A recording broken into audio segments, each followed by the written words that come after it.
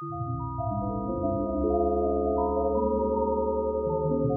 to the Curiously Specific Book Club, where we're curiously specific about dates and locations in well-known books.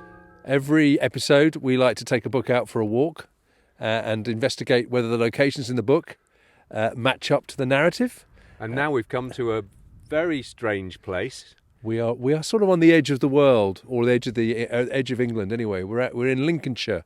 Yes, right by the North Sea, quite close to the Humber estuary. Behind us, you can see where the Humber estuary goes out into the North Sea.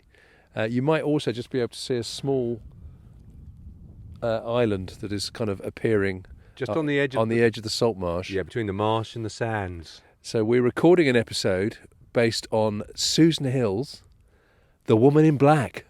Yes, which is located in a house at the end of a causeway. The Nine Lives Causeway. The Nine Lives Causeway, which is only usable at low tide, and the description of the landscape in the book is very, very like where we're standing here. It's a fictional location, but we think Susan Hill probably had something very much like this in mind. So sometimes we do find places that really exist, as described in the book, and sometimes we have to use our imagination a bit to track a place down that seems pretty much like the thing in the book. And this is very much like one of those places. This is one of the latter. So this episode will be full of speculation rather than specificity. And we would encourage you to check out our Patreon account. Yes, just go to patreon.com and search for Curiously Specific. If you do subscribe to Patreon, you get a number of goodies. You get every episode as soon as it's available. Non-subscribers have to wait a week for the second parts of all our episodes. You also can listen to it all ad-free.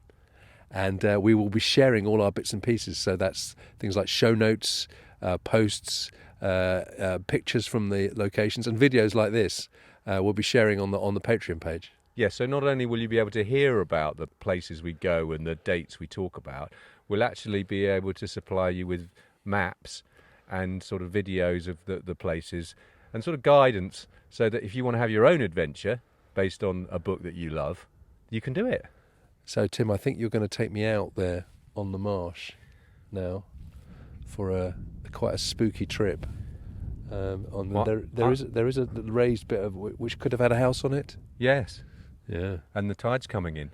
The tide's coming in, and I can hear the sound of a pony and cart and a child screaming. You're going on your own, right?